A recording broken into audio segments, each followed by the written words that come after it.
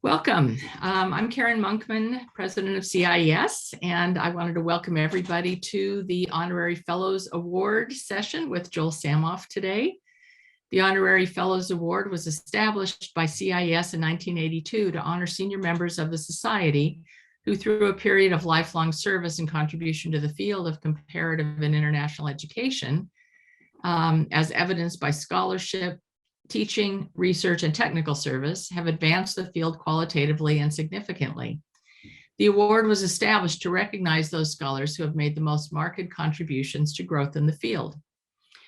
In this session, we are honoring Joel Samoff. The way the award works is that the committee determines who will get the award one year, and the following is when it is actually given and honored and celebrated. So Joel Samoff is an experienced educator, researcher, and evaluator.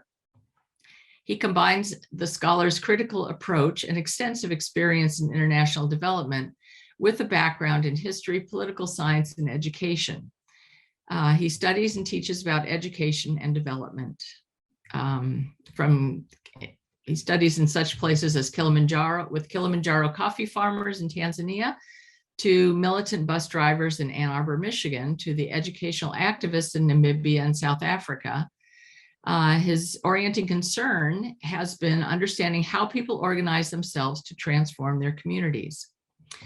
Joel Samoff joined the Stanford University faculty in 1980. Now retired, he's associated with the Center for African Studies. Currently, he's research associate at the University of Johannesburg.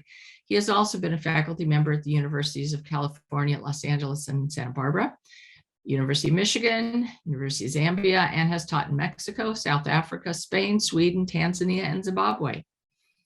He's the recipient of honorary doctorates from the University of Pretoria and the University of the Free State in South Africa. He chaired the International Advisory Council of the University of the Free State, and he's an advisory editor of the International Journal of Educational Development, and he's on the editorial boards of the Journal of Educational Research in Africa and Southern African Review of Education.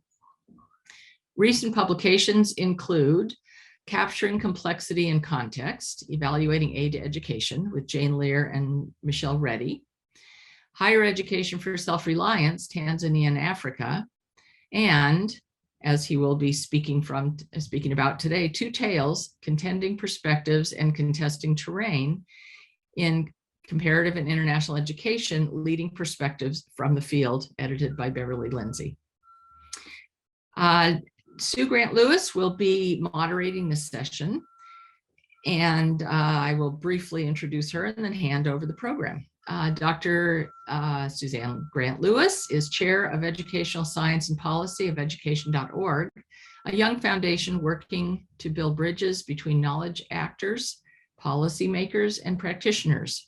Prior to that, she served as director of the UNESCO International Institute for Educational Planning for 7 years. Sue? Thank you so much, Karen, and thank you for all your help in making this event happen. I think it might not have happened without you. Thank you. It is indeed a privilege for me and a delight, of course, to serve as the moderator. And I really got this role because I wrote the nomination letter that was then supported by a wide range of colleagues. It was very easy to drum up support for the nomination of Joel Samoff for the Honorary Fellow Award. I'd like to go through the program very briefly to give you the high-level view. So we'll be spending about 15-20 minutes in some words of tribute, hearing from those who wrote in support of Joel's nomination. And these folks have a range of interactions, many of which have progressed over time, like my own, moving from students and mentors to collaborators and co-authors and currently peers.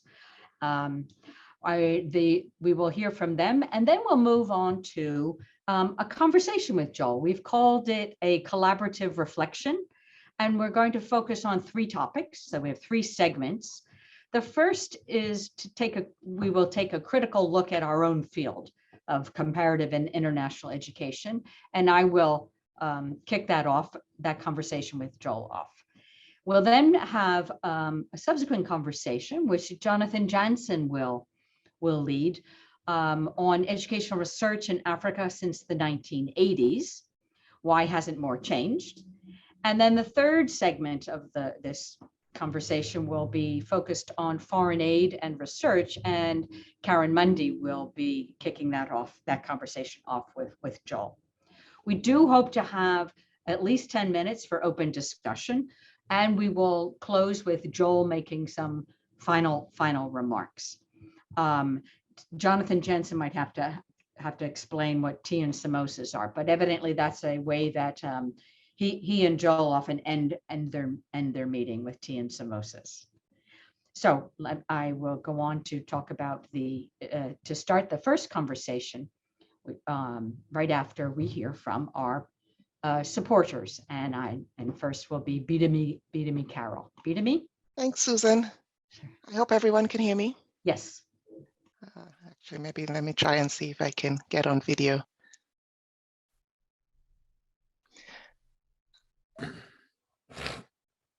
So it was a real pleasure for me to have been part of the group that was asked to write a letter of support for Joel's nomination. There's no way I could have said no to that. Joel has been,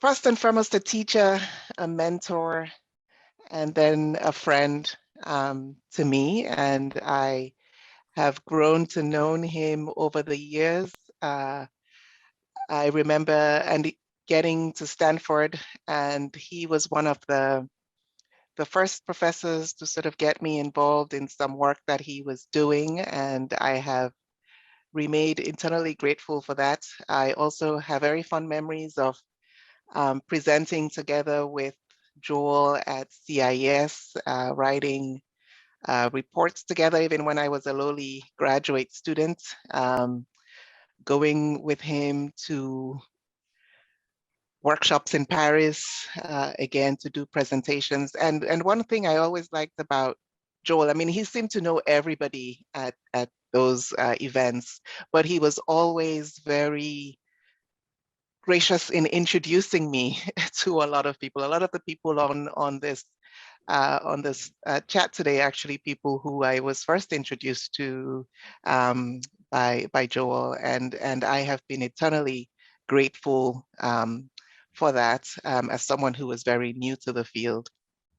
And I mean, finally, I want to say, I mean, you know, I've talked mainly about working with Joel as a grad student, but Joel and I continue to work together. He has continued to reach out to me many, many years later to ask to collaborate on various research projects, and I always say yes. I love working with Joel. I learned a lot about writing through working with Joel, and so I think this is really well deserved. Congratulations, Joel.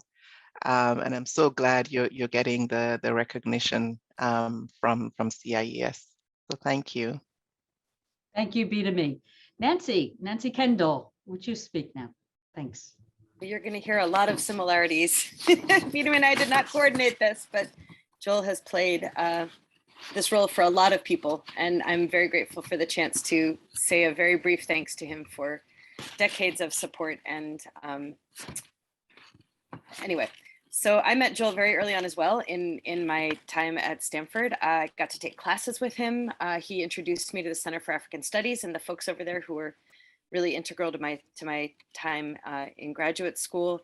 And his work really oriented me towards a way of thinking about how to bring together ethnography and political economy that would have been impossible without him, and that I wasn't brought into contact with other than through his classes initially. He has really, I think, radically informed and transformed international development education as a field. His work is critical in kind of critical development studies, and he's influenced the field not only in IDE through, for example, his broad engagement with funders, with NGOs, with other organizations centrally involved in the processes of policymaking and practice across the continent, but also by serving on the education boards of so many key journals, not only in education, but in the field of development, for example, in development and change. I think he may have been the only person who was centrally focused on education who has played that role for them in a long time, at least. And of course, his corpus of work, which is so well known by so many generations of scholars now and centrally informs our work. But since this is primarily about our relationships with Joel, I wanted to tell a very brief story that encapsulates Joel for me, and it mirrors a lot of what you heard Bidemi say. When I was a young scholar, Joel introduced me to ROAP, the Review of African Political Economy, and it transformed my understanding of what was being written about the field and about what was possible to imagine for research. It opened my eyes to a strand of political economic thought that I just hadn't seen. And I was really excited about it, probably more than Joel's probably like, okay, that's enough. But he encouraged me to go to one of their conferences. And this was the first European conference I'd ever been to. I knew absolutely no one other than Joel. And he took me under his wing. He took me around. He introduced me to people. He started the conversations and then eased away once it, it was necessary for me to kind of take it from there. He taught me how to try to mentor people in spaces like that. He inspired me with his presentation, which was brilliant. I mean, it always is, but that conference really blew me away. And by the way, for those of you who haven't had the chance to see this before, Joel is also an incredible dancer. And ROAP throws parties. Those people really know how to have conferences. So he modeled for me very early on what it looks like to do kind of critical engagement and collegiality and stretching, encouraging me to stretch intellectual boundaries in ways that I will never be able to thank him enough for, and that I still really deeply appreciate. I find myself working now with kind of political ecological models. And I know that I owe my engagement with that entire literature to Joel, and my excitement to stretch into areas I know nothing about to Joel. So I'm so grateful to him for the role that he has played in my life and in so many people's lives, to stretch us, to make us better scholars, to make us better partners and collaborators, and to push the boundaries of our field. Thank you, Joel. Thank you very much, Nancy. Now, among those that wrote in support of Joel's nomination are several CIES past presidents, and we're going to hear from one right now, Ndri Lumumba. Go ahead. Hey. Hello, everybody. Hello. Well, I have known Joe we have known each other for a very long time. So I'm only going to mention a few things. When I met him first, and a few things between that first meeting and now. The first meeting was at Stanford. I was then a PhD student at the University of Chicago. I went to give a talk, and I listened. And I listened him carefully. I said, this seems like a very interesting person to follow, maybe a future colleague or something.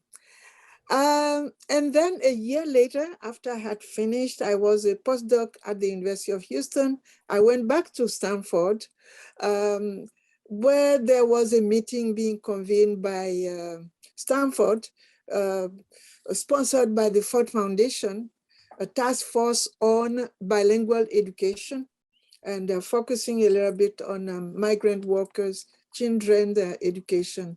So again, I listened. I was seeing a pattern of argument, a framework, a school of thought. So I became more and more interested in Joe. And in the mid-1990s, he invited me to contribute to a project on analysis, agenda, and priorities on African education, a review of externally initiated, commissioned, and supported studies of education in Africa from 1990 to 1994, of the then UNESCO's working group on education sector analysis as the working group lead agency for the Association for the Development of Education in Africa, which started with a less honorable name, Donors to African Education.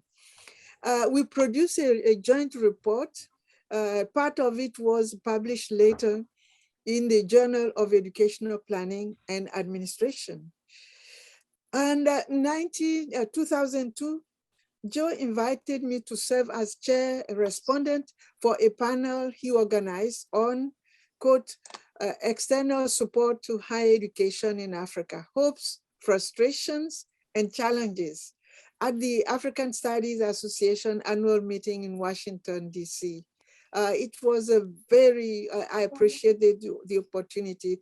I love the CIES. I go every year as much as I can, but I have my outstanding contentious issues with African Studies Association. So it was nice to come after maybe I left it 10 years, 20 years earlier. So I was very happy to be there. What a great story, Ndri. Thank you. So just a few other things. Joe has invited me to join him when he was serving as a chair of committees, for instance, the CIES George Berede Annual Best CER Article Award. And I really appreciated the opportunity. A lot of work, but very rewarding because it gave me an opportunity to appreciate his intellectual leadership. That was the aspect that I learned a lot from. And so there are many other things that I wanted to say that I wrote about serving on the chair, as chair of the Gail Kelly Award subcommittee, and many other things. And I want to, particularly, really underline Joe's role. It's a sincerity, the genuine way in which he engages this African connection. He's very much loved, appreciated. We find him inspiring, committed in the Africa Special Interest Group. And he has been playing a very important role from the beginning until now. And one thing that we appreciate, he never says no. He's always there, always serves. Well, I have many other things, but Joe, I just want to say that you have been an exemplary comparative education scholar with sustained dedication to our society. And you have been an inspiration, and for me, as one of the rare progressive scholars that I look up to. So I would like to leave it here because of the way you bring theory and praxis. You walk the talk, as we say. So thank you for all that. Thank you very much, Ndri. Thank you. We're now going to hear from Lynn Payne, who is in transit. Lynn, go ahead. Yes, thank you. As Sue said, I am in transit.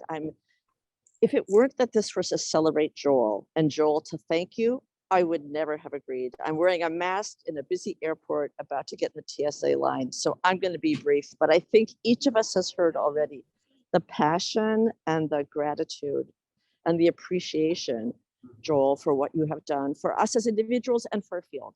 So let me just say a couple of things.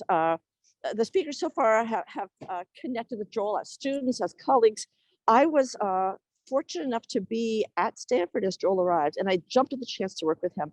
And I think it's a sign of Joel's generosity that he took me on as a student, even though my work was focused on China. I came in many ways was a burden to him. And I think that the generous way in which, Joel, you have exemplified what a mentor is, who both supports and stretches. You've done that for me, in my own learning and in my career. And I think as you're hearing today, and as we're all hearing today, this has been part of what exemplifies your work. Whether it was in the long time you would spend in the office talking with me and giving me detailed feedback, often in ways that I really didn't want to hear. You challenged and pushed me. and at the same time inviting me in, and the rest of us, and this group of speakers includes many of us from the same generation, and you'll notice how different our careers have gone, but the ways you welcomed us into your life, into your thinking, whether it was in your home, in your office, in your writing, as a teacher, it has really sparked for me a sense of what a teacher really is, what it means to mentor. And I think the ways in which you've pushed me to think deeply about problematizing educational phenomena, about requiring us to think historically, comparatively, globally, and of course, theoretically. That is not just support, but stretching, as Nancy said. And I think what you've done, therefore, is stretch all of us in this field. You've nurtured, obviously, generations of scholars, and I think these comments today reflect just a small part of that. And I suspect all of us, not only in wanting to appreciate your path-breaking work, the ways in which you've invited us to join you in your thinking, but I think all of us also recognize and deeply appreciate the ways in which you've exemplified ethical commitments to equity, collaboration, and critical inquiry. This, it feels like this is always important. It feels even more important now. So I know that that has required steadfast commitment from you. It's been inspiring for me, and I think many of us.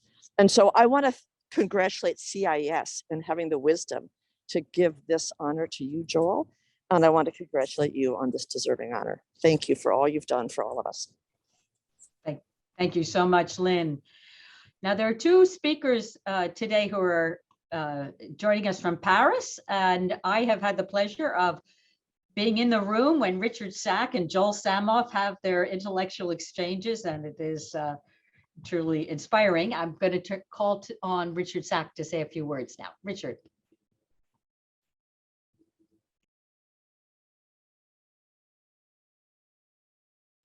You're muted still. I am unmuted now, right. I might be the only one here, in any case, probably the first one here, Joel, to be older than you, to be speaking. But we, of course, as you know, we of course started really working together in the context of your work with Adea. We worked together a bit before I became executive secretary, and then quite intensively during the 6 more or less years I was executive secretary there. And it was extremely rewarding for me personally, and clearly for the whole Adea community, that collaboration. Your insights into your unique insights into the whole nexus of donors and development and aid, education has been extremely useful for a lot of reasons. One of which, in particular, is because you've been extremely effective in dealing with and tackling this whole, what in French they call pensée unique, sort of the one way of thinking, which very often predominates the more practical areas of this field, the more operational, I should say, areas of this field, not practical, but more operational. And indeed, you've been both operational and scholarly, both operational and critical. I can hardly think of anybody who has been at the same time an actor on the stage and a valuable critic of the stage and the genre itself. And in that respect, I consider your work, and I know a hell of a lot of other people do also, consider your work to be extremely valuable. The second point, in terms of the work that's, I think, most valuable that I've personally, for me, is the work that one of my predecessors mentioned.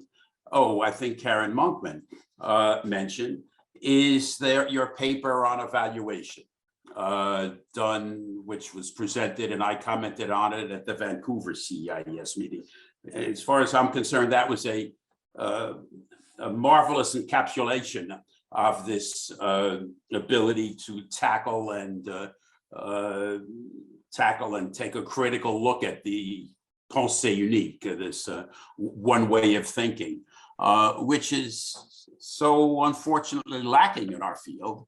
And very often when it's done with a lot of pot shots, which is not at all your approach.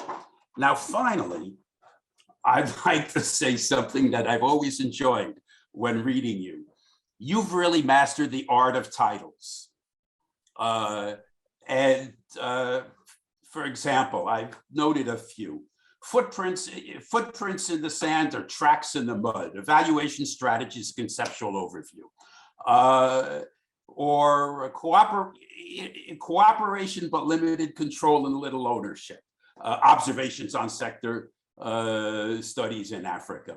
Of course, capturing complexity and content, evaluating aid, and so many more. But the point I want to make here is that the art of coming up with titles that I'm accusing you of is something that many of us could learn, because you first make a statement, a quick, pithy, sometimes eyebrow moving statement, and then you come to the more usual, what it's really about, an overview or evaluating aid to education, but beginning with a rather pithy, provocative, and very noticeable few words. So I'll stop there. Thanks. Thank you so much, Richard. And we're last going to hear from, well, let me just see if not Nellie Stromquist is online. I think she wasn't able to join, but we're still hoping in the last minute might change. Okay, so Nellie Stromquist also wrote in support. But let's hear now from Carlos Torres. Carlos. You're muted. Well, now that I'm unmute, I can speak. Thank you very much. First, congratulations to the organizers. It's a great initiative and long overdue. Congratulations to Joel, a dear friend with whom I learned so much. I like to be brief and I like to say things which are personal, but at the same time becoming universal when we talk about Joel. The first one is that he and I arrived to Stanford in the same year, 1980. And I did not really know how to speak English. I was learning at the moment. And Joel really was one of the few people who provide me with a sense of friendship and solidarity, which is a very important word for Joel, that made me look at him in very different ways than I look at the rest of my professors at Stanford. I still remember our dinners with him and Rachel and the girls. And those were moments in which I felt welcome. I felt supported. And I felt that even the culture I don't understand, a country I don't belong to, I found a place to feel at home. Now, the other thing I want to say is that Joel has always been very influential intellectually in my perception of the world. And that's the reason I asked him to be a member of my committee. Even my work was on Latin America. And not surprisingly, his comments were always very insightful, detailed, as we all know, but also he had this other part of himself, which is his original thinking of looking at the world that made possible for somebody who is not an expert on a particular topic to bring the subject into his own perspective and then pose questions that he himself would like to have answered to force me to answer some of those questions. And I thought that as a pedagogical strategy was absolutely fantastic. Now, I will say that for me, his scholarship is the example of a scholarship I would like to attain in my lifetime. And I would like to say that what qualifies this scholarship is his academic and logical rigor, is his extraordinary depth and breadth of the material he reads. I think I was in one presentation when he mentioned that he had read 250 official reports of something, And I said, this is the most absurd thing anybody could do in the world, because all these 245 things are absolutely bullshit. But Joel will read it to make sure that he has the actual argument to prove that it's bullshit. And that is exemplary. I will never do it, Joel. I promise in that point, I will never emulate you. But the other thing that I want to say is that he has an ability to really meet deadlines that is a joy for editors. And as an editor, I have to thank him for all his contributions. In synthesis, for me, Joel is a sensei to whom I have a debt that I cannot fully repay. And that debt will increase tenfold if he ever agrees to write a memoir for one of my series in Routledge. So we can really say all of this. I will say all of this in my foreword. Joel, thank you very much for being who you are and do what you do. Thank you very much, Carlos. I will just, as part of a segue to our next part of the program, say that I too have a great love for this man and his family, and I'm so appreciative of the many ways he supported me over decades, from when I first went to Stanford exploring the doctoral program, to just, recently in a conversation about evidence. I continue to turn to Joel for counsel, and I know that he will give me the time because he's such a generous man. So thank you very much, Joel. I could go on and on, but I think you're also keen to get to some discussion. So as I said, we're going to have 3 segments of discussion. And our first one is focused on our field of comparative and international education. So we're going to take maybe 10 minutes to have Joel share some of his reflections. He wrote a chapter in the book recently published with Beverly Lindsay as the editor, and some of the past speakers wrote chapters as well. And it's on leading perspectives from the field of comparative and international education. Joel's chapter is entitled Two Tales, Contending Perspectives and Contested Terrain. And Joel, you lay out the 2 tales. One is the development tale, in which the dualities or poles play a really big part. And the second tale is the critical deconstruction tale, which I think you argue is not winning out at this point. And let me just quote one section from it. It's a core idea with roots. The development tale is a core idea with roots in the colonial enterprise, which continues to inform and shape contemporary research, often with little or no critical assessment. And you draw the link to the financial intellectual complex. So I love this piece because it also helped me connect some of your prior work to a broader frame of looking at our field. So I'm going to turn it over to you, and I hope you'll say more about these 2 tales, but I have a why question for you. In laying out the first tale, you speak of the concept of things being knowable, a feature of rationalism and empiricism of 20th century social science. The idea that knowledge makes development understandable and manageable. And I'd love for you to say a bit about, why do you think we have moved in this direction? Is it because it makes us feel, I don't know, like we can understand, we're better in control, it's nice and orderly, it lessens our discomfort? What do you think? Thank you so much, Sue, and thank you so much, colleagues. Sue, recognition and praise are really humbling. You hear this story and you say, this is this really interesting character. How can I possibly live up to the expectations of colleagues? So I want to begin with an appreciation, of course, for the honor and to CIES, but mostly for the many opportunities to work with students and with colleagues who've challenged me to wrestle with thorny issues and then to keep wrestling some more. Thanks, of course, to my supportive life partner, to family and friends. Thanks to those whose own intellectual journeys have shaped mine. But most of all, a really deep thanks to those who ask hard questions, who never find initial answers adequate, and who really believe that the world can be a better place. Now you make the point that in writing that chapter, I started with a notion of reflection, and it was a question about sort of what are we up to? And the starting point for me, I'm listening a little starting bit point more. for me, every now and then I hear somebody else. The starting point for me was to step back a bit and say, and to recognize something like this. We live in an unequal and unjust world.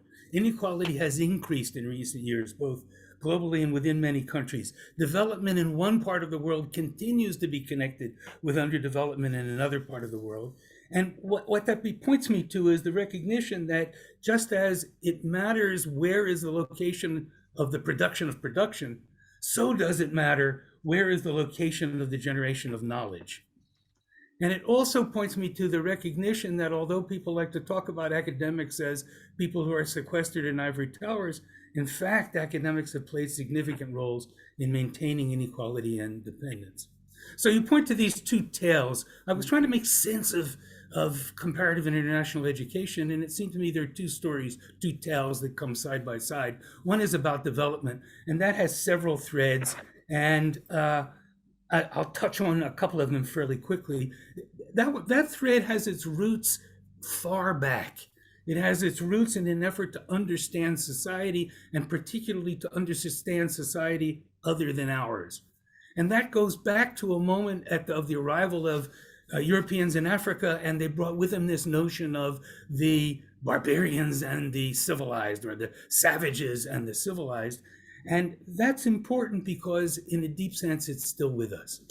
In the early part of the 20th century, the academics took that on and offered to it an apolitical kind of scientific notion. It's Talcott Parsons and pattern variables and achievement societies and descriptive societies and all that. And so there was an effort effectively to take that out of the political arena, at least for a moment, and give it a kind of a scientific rationale. And there were academics at the center of making the notion of backward a property of Africa, not that is a cause, not an effect, a condition, not a process. And that I think is fundamentally important in this story. A second thread in the story is decolonization. Germany was conquered, defeated in the First Great War. What was to happen to its colonies? Well, they should become independent. No, not really, because if that were to happen, then England and France and Spain and Portugal would expect their colonies to gain independence. And so there was developed this notion, or institutionalized this notion of progress, a kind of continuum of progress. And some were farther along the continuum and some were less far along the continuum. And that was institutionalized in the mandate system of the League of Nations and eventually the trusteeship system of the United Nations. But this notion of development, a continuum of progress with development. And that then led to a third thread and as I see it, in the Cold War competition for Africa, the US and what was then the USSR offered foreign aid as a part of the understanding of progress and of development and of incentives. And that then led to a fourth thread for this development tale, which comes to be the conjunction between foreign aid and research. And that's been particularly consequential for African colleagues who find that they need to become consultants to development agencies in order to have any funding for research at all. And so what I'm trying to put together here is a story of comparative international education. It's not a story of heroes and villains. There aren't bad guys. Almost everybody I know in the field really cares about their work and cares about the people they work with and is sensitive to all of that. But nonetheless, there is here a set of ideas, ways of knowing, approaches, methods, reporting, intellectual accountability that frames things. And so this is really a story about the framing of research. And the alternative story is the critical story, the one you call deconstruction. I like unraveling because it seems to me it's more a story about weaving and knots and layers than it is about girders and steel and cement, which is what the deconstruction brings to mind. But in any case, it's a story about research in comparative and international education as demystification and deconstruction, and therefore about liberation and transformation. And there's a rich intellectual tradition here as well. And in this tale, There are challenges to the notion that the global north is the primary generator and owner of knowledge. There are challenges to the idea that the model of social science is an experiment. There are challenges to the idea that one can learn a lot about dissecting things out of context. Rather, there is the assertion that it is understanding context and complexity that is essential. There is a notion that explanatory frameworks must be able to deal with interactions, and interactions in which causes often are effects and effects causes. So it's a second story about a research community that's dedicated to unmasking and unraveling and deconstructing and ultimately to challenging. And so there's a mainstream and then there are countercurrents, and I think they're both there. And we will go on in a minute to talk some more about each of those. But that was, for me, getting a handle on what's happening in comparative and international education and recognizing that for research, often it's less the outcome of the research than the process of the research that is consequential for the people, not only who are involved as researchers, but those who are the focus of the research attention. Your answer, the question you posed to me takes me a bit later in the conversation, because it's a question about how does that notion of progress, of development, of gaining ground, then get into education. You see, education in that story then becomes the vehicle for a shaping and molding society. And so education, the role assigned to education is the social engineering kind of role. And when we put all that together, well, we end up thinking we can make a difference. We end up thinking that it's possible to make things better, and that this combination of ideas and then of the foreign aid funding enables us to tackle ideas and tackle research with that in mind. Let me stop there, so Sure. you may have some more to pose. And yeah, but could Yeah. you say a bit more about your criticism of evidence-based policy and the role that researchers are playing into that? Maybe give some examples. This is a chapter in which you really don't have the space to go into examples, but I know from your own work in advising as well, you've got some rich examples. I think people in academia like the idea that in an ideal world, scholars will do some research, people who make policy will listen to the scholars who do the research, and somehow on the other side will come out good policy. And everything we know about public policy says it doesn't happen that way. Everything we know about public policy makes clear that public policy has to reconcile conflicting interests, or has to deal with conflicting interests. If there weren't conflicting interests, then there wouldn't be a need for the policy. And that therefore the research enters into the policy arena in a much more complicated way, often to justify outcomes rather than as the cause. I mean, think about it in practical terms. You have worked with ministers of education. You know that they don't come to the office in the morning and say, with my coffee, let me get some research down off the shelf and read some research for an hour. It doesn't happen that way. It comes into the policy process in a somewhat different way, and it's a folly for researchers to think otherwise. You asked for an example. A real clear example, a US example, is Californian bilingual education. When you and I both came to California, there was a very rich bilingual tradition in Californian education system. And indeed, at that point in the early 1980s, to be hired as a teacher, one needed to have a second language. And here's a story in which the researchers are all agreed. Children who go to school in their home language learn basically every subject better than if they go to school in a language that they don't understand. They can't follow what the teacher is saying. They feel humiliated. They feel lessened. They feel unappreciated. And yet, in a political campaign in the state of California, which has a series of democratic practices, a conservative initiative led to banning bilingual education. And so at that moment, with some exceptions, bilingual education is illegal in the state of California. And that's the public policy. And so it didn't come from researchers in that package. And partly it came, I think, because researchers are much better at talking to each other than to anyone else. And partly because when they talk to others, they think they're going to find policy leaders and talk to policy leaders. But what where they didn't talk was to the parents of Spanish language children who felt very strongly that they didn't want their children to go to school to learn Spanish or to speak in Spanish or to learn in Spanish, and who voted against bilingual education. Thank you. That's a good example. Yeah, you give some advice to us, to the community, regarding our work.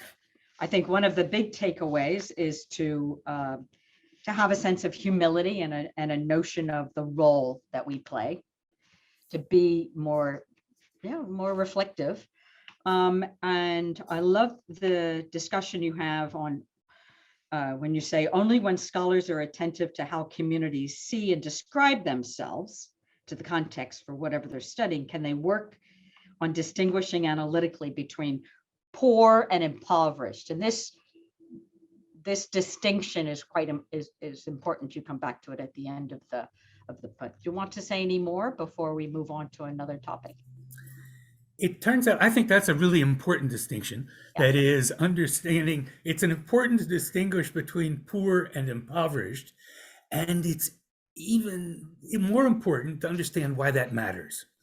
And perhaps the analogy that may assist people who are coming to that idea for the first time is it's become more common now to be clear about the difference between being a slave and being enslaved, and understanding why that difference matters. And it seems to me, for us who are working in these ideas that have to do with how education operates in parts of the world where the resources, the financial resources are fewer, it's important for us to understand poverty not as a characteristic of Africa, but as of something that has happened to Africa, and therefore impoverished, not poor. Thank you very much. We're going to move on to the next segment of the discussion, which is focused on educational research in Africa since the 1980s. And Jonathan Jensen, I'm asking you to take on the conversation with Joel, please. Thank you, Sue. What an enormous privilege to be part of this celebration this evening. My first encounter with Joel was as I was a young teacher, graduate student at Cornell University, and there was a conference in Pittsburgh in which South Africans were talking with the American counterparts about what a post-apartheid South Africa would look like. And so there was a bit of a conference, and I noticed that there was a man called Joel Samoff who was going to be a respondent to my paper. Now, I remember at this stage, I knew nothing actually about educational research, but I put together a paper because I was passionate about my country's future, and Joel was the respondent. So I listened to Joel's feedback on that paper, and I was scared stiff. I thought, oh my Lord, I am in the wrong, because he systematically took apart the paper and then put it back together again. And from that experience, Joel taught me a lasting lesson, and that is that criticism and commitment is the same thing. And that is very, very hard in a country like mine for people to understand that it is indeed, patriotic to fight xenophobia, for example, in South Africa at the moment, and to make arguments based on a very clear commitment to others. And that is a commitment, that bond between criticism and community that Joel has expressed fearlessly over the years, and especially, I have to say this, in the anti-apartheid struggle. And for this, he paid a price in terms of his own academic and professional career. So my first question, Joel, to you is this. If you were approached by a bunch of graduate students this evening, and they said to you, Professor Samoff, what do you see as the role of the critic in comparative and international education, and what of the consequences?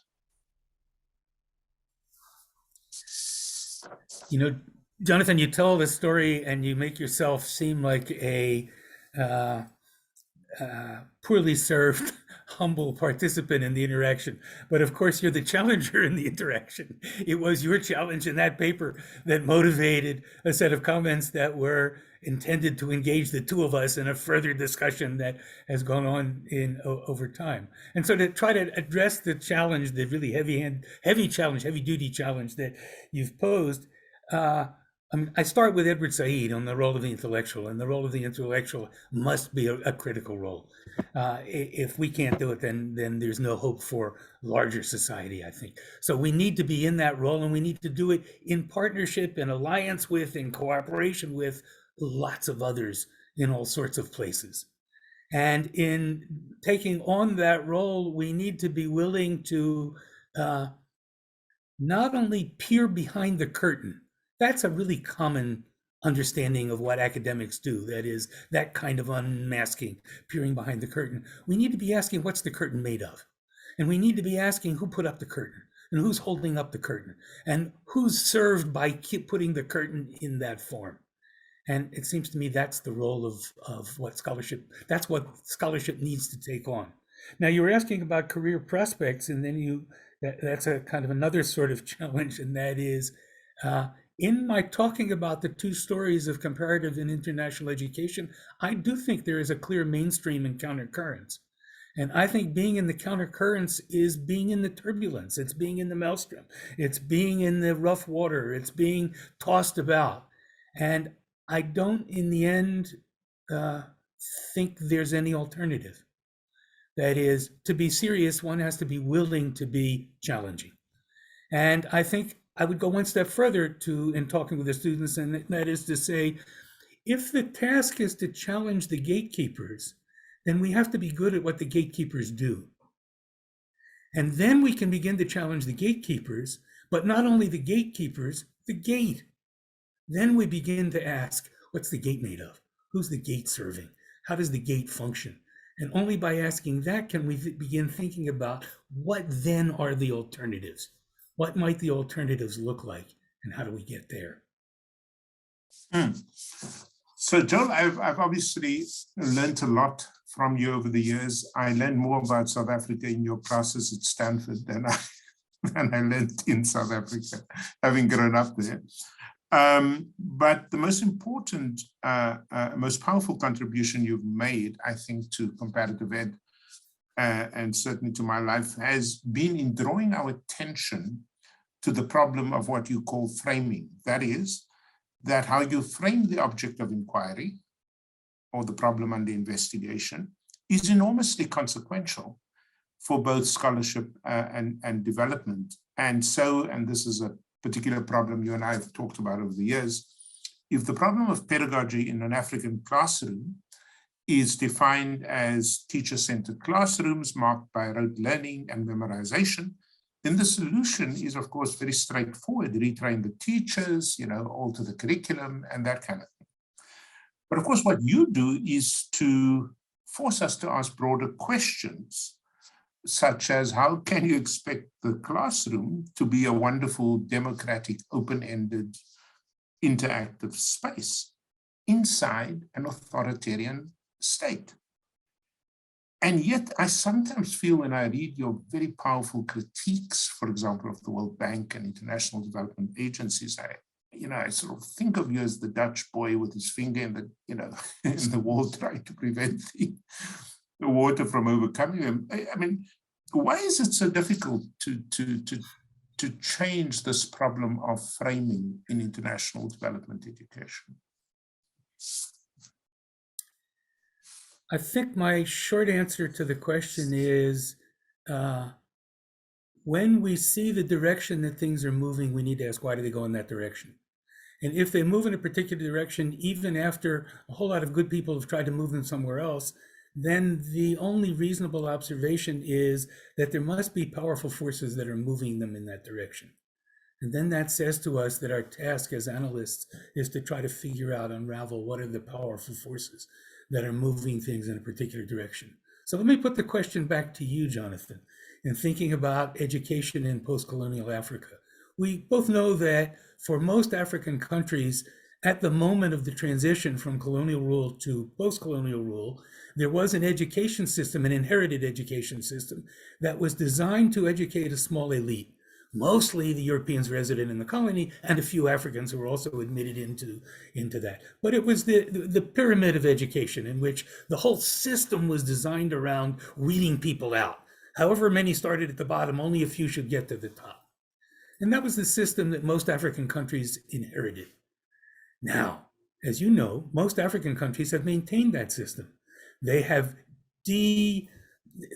moved the worst features of the racism of that system aside. They've changed the textbooks that have that racism embedded in it aside. But the structure of the education system, which is still very hierarchical, very teacher-centered, and intended more to weed people out than to bring them in, has been maintained. And so the challenge for us as analysts is to say, why is that? We know that a system like that cannot possibly achieve education for all, because by design, it's a system intended to select the few, not all. So the question that comes back for both of us to wrestle with is, why is that prove such a powerful education model that countries where there are sharp critics of the model nonetheless maintain that as the standard model of education? So where do we go with that? Right, I would like to climb into that one. Can I offer a small story that from South African conference? I was very struck. We hear a lot of people who talk about Paulo Freire and his influence, but relatively few, I think, who really try to integrate it into their work. And I was at a conference in South Africa when I heard two teacher educators. I think they were from Nelson Mandela University, that side, Port Elizabeth side, who were talking about their work as teacher educators and their frustration in working with teachers. And they said, well, what they needed to do, and they took this on as a kind of pedagogical strategy, they took their teachers, that is the student teachers, they took their teachers on what they called a walkabout. And they literally walked in the communities where their teachers were going to teach. And they had sit-downs with the teachers. And those were their terms. These were not interventions the way researchers talk about what researchers do. These were not independent variables and dependent variables. These were sit-downs with the local community in which the to-become teachers were talking with people in the community about what they saw as their problems and what they saw as their problems with their schools, which then became the curriculum that the teacher educators and the teachers took back to their own classrooms to wrestle with. And that seems to me to be a powerful example of your notion of critical and commitment, and a powerful example of a kind of Freirean sense of how does one define what is, not only what is the issue to be addressed, but in what terms is it to be addressed, and who should participate in addressing it. Yeah, absolutely. I want to conclude, Sue, with a not with another question for Joel, but with a comment. When I first came to Stanford from the other coast in your country,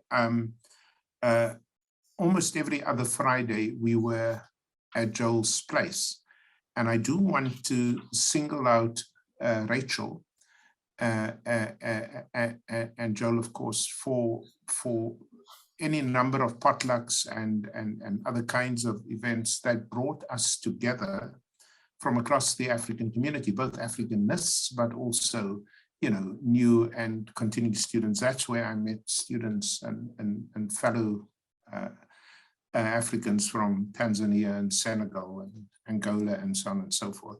And I really want to thank you for that, Joel, not because of the dinner and of course your long-suffering children. I don't know how they put up with all of us every other Friday in Erica and so on. But I want to thank you for what you taught, because you taught a set of values. You and Rachel taught a set of values that for me was as important as what you taught me about education and development in Africa. And that for me, especially coming out of a country that, made a fetish out of difference, you taught me and you taught Grace and our family the value of Pan-African solidarity. I will never, ever forget that. But more than that, you also taught us about international solidarity beyond the African continent, which is how I met the venerable Carlos Torres and his amazing thinking, and so on and so forth. And so as I close, Joel, I want to thank you for teaching me the importance of solidarity. And you would have seen this next one coming, and for teaching me the skills of crack detection. Thank you, Jonathan. Yeah, wonderful. Thank you so much, Jonathan. Great. Our third segment for this collaborative reflection is going to be kicked off by Karen Mundy, and it focuses on foreign aid and research. Karen. Great, thank you. And thank you for the honor of speaking to honor Joel. I want to just take up a riff from many other of those who paid tribute to Joel, just to say that I met Joel first in print, first in paper. I too have been imprinted with the titles of some of his articles. And in fact, you can hardly say the name Joel Samoff to me without me thinking about the article, The Reconstruction of Schooling in Africa, or The Intellectual Financial Complex of Foreign Aid, or No Teacher, No Guide, No Textbooks, No Chairs. These were all pieces of his work that I read as a young graduate student and then an assistant professor. And that in that role is when I first met Joel. But really, this tribute to Joel, I think, has focused on his human and collegial warmth. And I just want to say that in my time at Stanford, I think Joel was one of the only senior colleagues who ever truly asked me how I was doing and wanted to have an answer. So thank you. Now, we're going to talk about the follies of a fix-it approach in foreign aid. I've been given a Joel Samoff title for this segment. And in true, slightly sneaky Karen Mundy style, I'm going to actually shift the conversation a little bit to something that fascinates me more, and that where I'd really like to get Joel's comments. So just to recap, Joel has written extensively on foreign aid. And I think in the conclusion of one of his articles, he frames the problem as follows, that foreign aid as an intellectual and financial complex has tended to position African countries, I think by extrapolation, low-income countries or developing countries, in a race to catch up and run faster against externally set goals, rather than as giving them an opportunity to forge new paths and to transform. And it's this idea that foreign aid is actually doing what it's meant to do. It's meant to reproduce underdevelopment or an impoverished approach to development that really hangs in my mind as a very important insight, something that certainly has shaped my thinking about foreign aid. But I thought it would be really interesting to ask Joel, do you think, I mean, can you tell us about the follies of the fix-it approach? Yes, and how that gets enmeshed in this financial and intellectual complex, but can international organizations learn? I'm sure many of your students and former colleagues, people like me who keep getting drawn back into the fire of the practical world of international development would like to know, looking back over your career, looking back over your writing, do you think international organizations can learn? Thank you so much, Karen, and thank you for your comments. And it would be inappropriate to say to someone who's running the institute that you're running that learning is not possible on the side of those who are enmeshed in the overall provision of support and aid and all of that. So, but it's a question, the way you've posed the question is a question, you know, I've worked quite a bit over now several decades with Swedish colleagues in Swedish CIDA, much more than Canadian CIDA.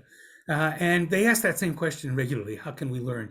What do we learn from what we do? So I think learning is possible, but I think there are many obstacles in the path. And let me offer two examples that suggest what I mean by those obstacles. One is I recently actually did a paper, a review of evaluations of Swedish aid projects over the past several years. And in evaluating Swedish aid projects, evaluators were asked to use the OECD criteria, that is the organization of the affluent countries of the world have agreed on criteria for evaluations. And one of those criteria is relevance, which is defined as doing the right thing. So is this project or whatever it is that's being evaluated doing the right thing? Is it relevant? And it turns out that every single project that CIES has done in the past 2 years is relevant.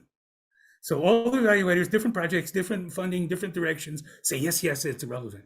And that to me comes back to the question about, can institutions learn? Well, they've now created an environment in which evaluators have an incentive not to say to the agency that you're not doing the right thing.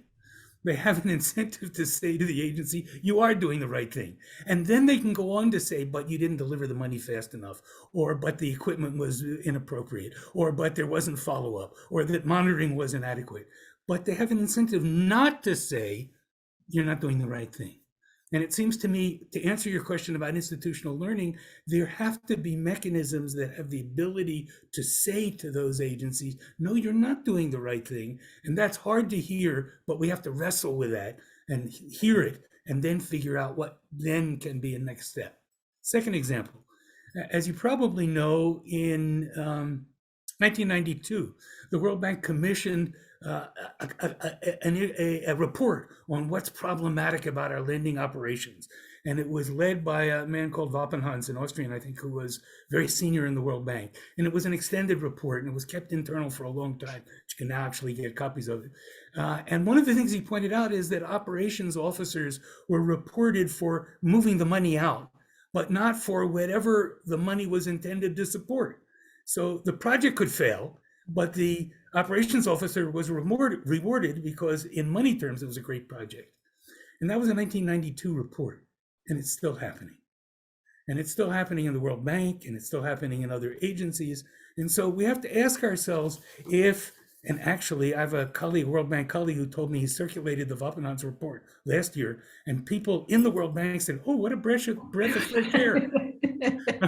Even though it was a 1992 report.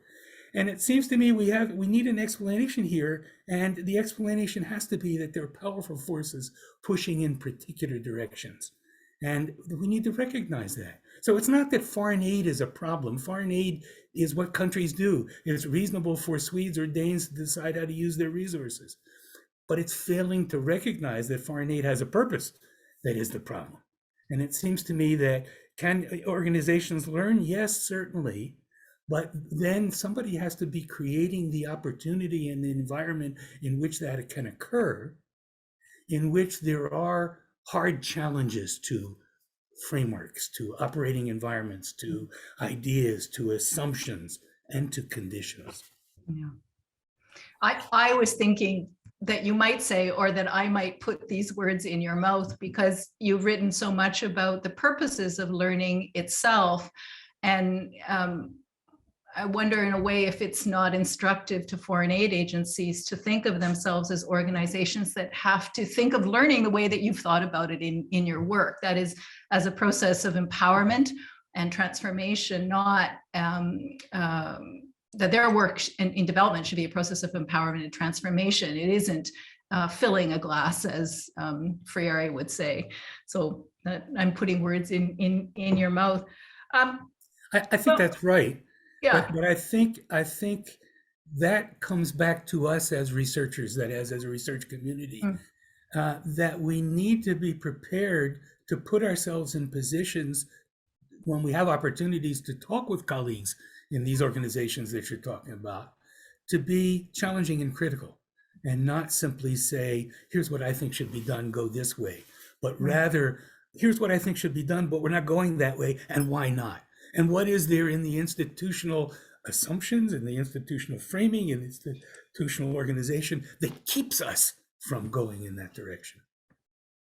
So I wanted to turn to this financial intellectual complex idea, and maybe a kind of counterexample sitting now in UNESCO about how awful it is to be in a intellectual, non-financially central organization. And it made me wonder a lot, because I perceive very much, having worked at the World Bank and in the UN now, that the bank had this great advantage, which was that it had the leverage of its money in addition to the power to develop research and other kinds of evaluative data. But what about UN organizations, and especially UNESCO, that sits inside this intellectual financial complex that really doesn't have much financial heft at all? What role could they play, do you think, in improving, in fixing the follies of foreign aid? I need to be very clear, Karen, that I can't take credit for follies. That was Sue. So Sue gets credit for follies. That wasn't my word. That weren't my words. Well trained. Let me answer the.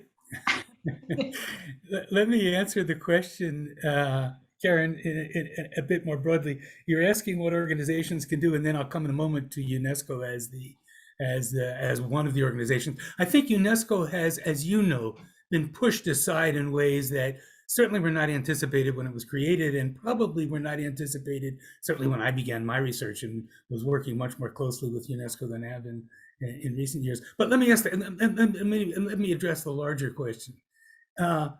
The financial intellectual complex, the idea there has to do with the conjunction of foreign aid and research is problematic. And it's particularly clear for scholars in Africa who look around for funding to do their research, don't find it in their institutions, and often in education become consultants to the funding agencies, which then brings with it an agenda and a way of working and a set of expectations and a set of assessment tools that are deeply constraining. So what might a different world look like? Well, one would be to separate aid and support for research. Mm-hmm. And it seems to me that's a powerful path that we can go down. And I would go farther down and separate aid from the funding agencies. So I think there's a long overdue space for something equivalent to the Global Fund to Fight AIDS, Tuberculosis, and Malaria for education. That is an intermediate organization that receives funding but is not the funding agency. So I think one is to separate, the task, an important task, is to separate the funding from funding agencies from the research process. That says to me as well that the funding agencies, and the timing is really good, because at the moment in the pandemic world, it's hard for the funding agencies to do work in Africa. And so they're stuck in their headquarters. The timing is right to make a very major investment in research capacity across Africa. And by that, I don't mean finding a few research stars and giving them grants or them and their team grants. I mean the community of research that CIES recognizes. We know that we need exchanges with our colleagues. We know that we need ways to meet with them. We know that we need ways to see their publications, not only their final publications, but their papers and their conference papers, and to invite them to come and visit with us. We know we need journals at different levels. We know we need to build that into our university structure. And so we need to find a way to create that, not to create, because we can't create it, but to support the creation of a serious education research community that is continental for Africa. And I think it's long overdue for the funding agencies to invest in that form. Are there risks? Certainly. Can the risks be mitigated? I think so. Can they be avoided entirely? Probably not. But are the risks we're taking? Absolutely. Now, for UNESCO, the UNESCO is a particular challenge because at its creation, it was the story. UNESCO, education, science, culture, that was the organization of the UN intended to do that. And it's been significantly, I believe, pushed aside. And its internal problems compound its external problems. And so they both need to be addressed. And they need to be addressed in a way that is generative. And what that means, I've worked in UNESCO, and I've been in the building at the time of the annual meeting when everybody stops whatever else they're doing and scrambles to help everybody else get ready for the annual meeting. And that's backwards. UNESCO needs to have a generative task. Here's what the forefront and initiatives are in science. Here's what the forefront initiatives are in education. Here's what the forefront and initiatives are in museums and in lots of other things. And it needs to be willing to do that and to take the risks. And it needs, therefore, to address internally a structure that is, it's like the wet blanket you would put on top of a fire. But if you're under the wet blanket, it's hard to do anything else. Yeah. So you're saved from the fire, but you're under the wet blanket. And that internal structure, I think needs, so I remain one of the few who's optimistic about UNESCO, but in its current form, it's not going to get there, I think. Yeah, yeah. Well, I know Sue wants me to wrap up quickly, but I thought I'd ask, could I ask one more question or should we open to the floor? I can't. Let's open to the Okay, floor. Joel, And thank you. If there's no takers, we'll come back to you. How's that? Okay, perfect.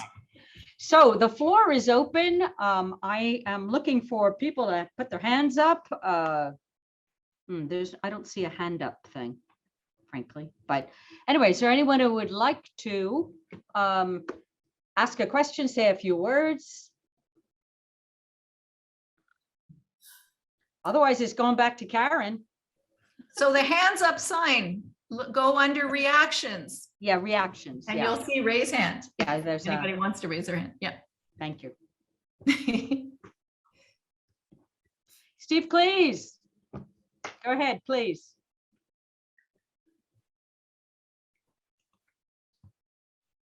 I just wanted to say congratulations myself.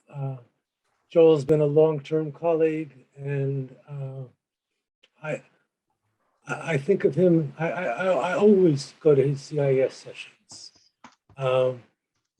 As you saw today, I think he's one of the clearest explainers I've heard talk on whatever issue he's talking about. And I was fortunate enough to work closely with him on the book we did on the World Bank.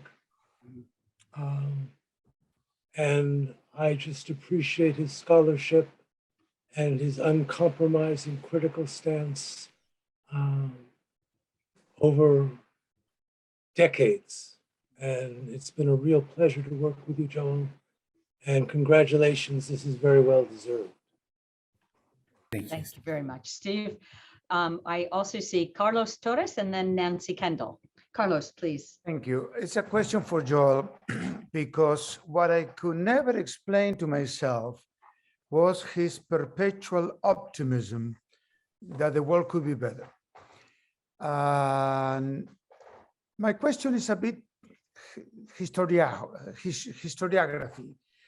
In your academic career, Joel, because you come from the vintage of the 60s, and in the 60s, everything was possible. We could change everything. Certainly in the 90s, it was not like that. And today it's even worse. In your different stages of being part and a very important player in academia, have you been changing your perception of this struggle for a better world? I must say that I did. I was much more naive when I was younger. And after some time, I become a little bit more educated by the harshness of reality and the ubiquities of academia work, which could be simply put in one word, a fraud. So how you react to a Freirean who will have to criticize the harshness of reality, despite of the fact that with Freire we have believed in the possibility of a better world? Powerful, Carlos. Yes, I was naive, probably still am, about the possibilities of change, and certainly that 60s experience shaped that notion. And the realities are indeed harsh. Indeed, I think the center of gravity has moved way in the wrong direction.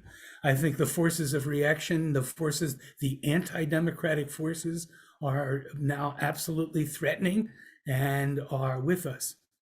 Well, what enables me to stay a bit optimistic is the story I told about the two teacher educators in Port Elizabeth in South Africa, who themselves recognized the harsh reality, recognized the difficulty, and said to themselves, I think without a great deal of formal academic training and instruction, but some really deep engagement with Paulo Freire, they said to themselves, what can we do in this space where we work that we have some control over? And that's what led them to do their walkabouts and sit downs. I'm still struck with their terms. And their sit downs were, in their way, in an urban setting, a kind of parallel to Freire sitting down with peasants and saying, what are your troubles and what words do you use to describe your troubles? They were asking people in the community to put into words the difficulties they saw and the problems they saw in the education system, and that then became a curriculum. And that to me is very encouraging. And I do see examples in many places. Yes, so the big story is more pessimistic. The big story is more difficult. But I do see powerful examples at a smaller scale. And so that's maybe my answer to your larger question that, yeah, we didn't change the world in the 1960s in the way I thought we might and I'd hoped we would. On the other hand, there are environments in which we can make a difference, and we ought to work on that. Nancy, quickly, because we want to give Joel some opportunity for closing remarks. Go ahead. Well, really quickly, one of the things that I've seen a lot of my colleagues move towards in Malawi is an effort to move away from the funders being able to really shape programming by adopting kind of a BRAC type approach to funding their own nonprofits. So getting into transportation and conference centers and things like that. And I wonder what advice you would offer to them about the ways that you think might be most functional to navigate the development arena right now as they continue to try to get the funding necessary to do larger scale work while trying to gain some independence from some of the demands. Well, great question, Nancy. It's good to hear some more about the experience in Malawi. I begin to look for insulating mechanisms, finding ways to, because I think the need for funds is serious. So it's not the case that people don't need resources. And so there will be search for resources. And, you know, you haven't mentioned, and I haven't mentioned today, but there's another side of that need for resources. You know, there is this notion, we didn't get into it in the discussion with Karen, why do African countries keep looking for aid? Well, they're convinced they can't pay for their education system. And so they need aid in order to fund education, and their own security of tenure depends on a functional education system. But at one level, that's not quite right. So at one level, that's correct. The resources are scarce. But at another level, it's not correct because African leaders have not been willing to take on the task of reorganizing the revenue stream, and particularly of reorganizing tax systems to generate revenue from the populace. And foreign aid makes that worse. Foreign aid enables them not to have to go back to the populace and say, we need to reorganize, and to go back to their colleagues and friends and say, we need to raise taxes on individuals and on companies in order to generate revenue to fund the education system and do what we need to do. So there is an action on the Malawi side that has to do with the revenue stream. So to become less dependent on foreign aid. And there is an action on the other side, which has to do with creating insulating barriers between the source of the funds and those who make decisions about the use of the funds. And that requires a political base. And so I think, therefore, the academics, we're not going to do that. That has to be done by people in the communities. And the academics have a choice, really. We can be allies and supporters, or we can be in the way. And we have to make that choice. We don't have any alternative but to confront that choice. We're not in some aseptic, apolitical, ethereal space. What we do is on the ground, and we have to make a choice whether we're going to be allies to those who are promoting change or obstacles. Thank you for the question. Thank you, Nancy. Well, we are reaching the end of our time together. It's been really a fantastic exchange. I'd like to give Joel an opportunity to say the last few words where he's free, without questions. free to frame his closing remarks. Thanks, Joel. I want Sue to pick up on several things that we've been talking about. We've been talking about research on education in Africa, about the conjunction of research and foreign aid, about what's happening in the comparative international education community. I want to conclude by making the point, reinforcing the point that Carlos Torres was making. Real world outcomes matter. The projection of when poor rural girls in Africa will achieve education for all is 2111. So nearly a century into the future. But the world, of course, is not going to hold still between now and then. And so that inequality will persist. Put sharply, we need to recognize that global inequality is not accidental.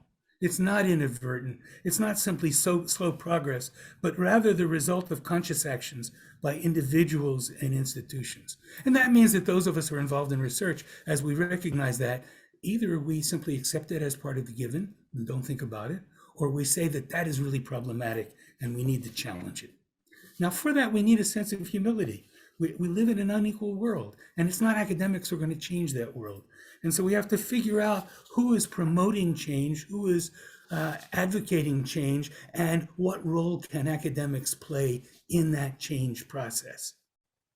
And that means that the small things, I'm using small not in a negative sense, but simply scale, that we work on, how to help teachers become better prepared to be teachers, how to teach a science in a way that enables kids to learn science better, how to reduce the disadvantages that girls experience in school.